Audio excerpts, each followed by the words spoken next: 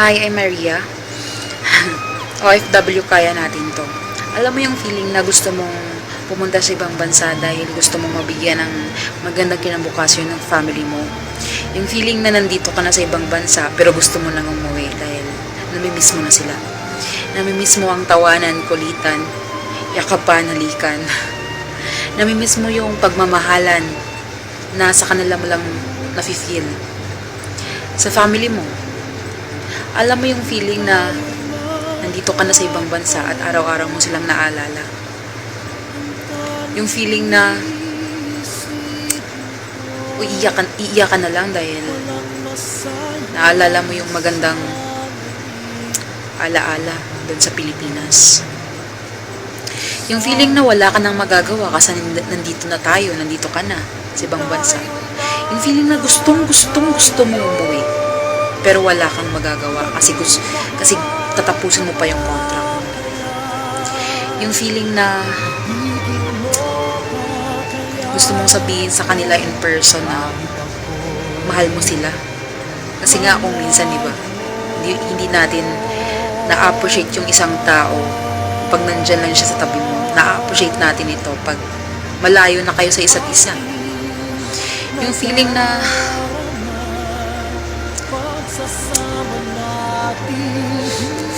parang susuko ka na, ayaw mo na, tama na, uwi na tayo, parang ganun. Pero hindi hindi kasi tayo basta-basta makakauwi, diba? Alam mo yung sacrifice na tinatawag, diba? We need to sacrifice to provide our family in the Philippines. Alam natin na hindi naman maganda talaga, or kasi yung iba malulupit yung amo, diba? May mga experience tayo na hindi maganda dito pero kinakaya natin dahil nga iniisip na lang natin yung kinabukasan ng family natin, lalong-lalo na kung may baby ka na or may anak ka na, diba? Alam mo yung ginagawa mo na lang to araw-araw, gumagawa ka ng gawain dito pero yung utak mo na sa Pilipinas, gusto mo nang umuwi kasi, diba? Parang zombie ka na lang na gumagawa ng mga household chores, naghuhugas ng pinggan, parang zombie na lang. Kasi nga, diba, gusto mo nang umuwi pero wala kang magagawa. Pero alam mo yung feeling na nafe-feel natin ngayon, ito yung pinakamasayang feeling kung uuwi na tayo. Kung makikita mo na yung family mo sa airport, kung makikita ka na nila, ito yung pinakamasayang feeling siguro na kung makakauwi ka na dahil miss mo na sila. Hagkan mo sila, halikan mo sila, akapin mo sila. Ito yung pinakamasayang feeling. Not only para sa sarili mo, pero feeling rin na masaya yung family mo para sa'yo. Kasi nga nakauwi ka, diba? Walang hassle. Natapos mo yung contract mo. Alam naman natin na wala na tayo talagang magagawa, kundi maging positive na lang, optimistic kumbaga, good vibes. Yung feeling na gumagawa ka na lang ng videos para malibang mo yung sarili mo dito. Nagsiselfie ka. Ako, kumakanta kahit hindi naman marunong kumanta. Pero marunong akong sumayaw. Naghahanap ng topic para lang may libangan. I-upload. Tapos yung feeling na yung iba hindi ka na-appreciate. Pero ang sarap pala ng feeling ko. Yung mga tao talagang nakaka-appreciate ng videos mo.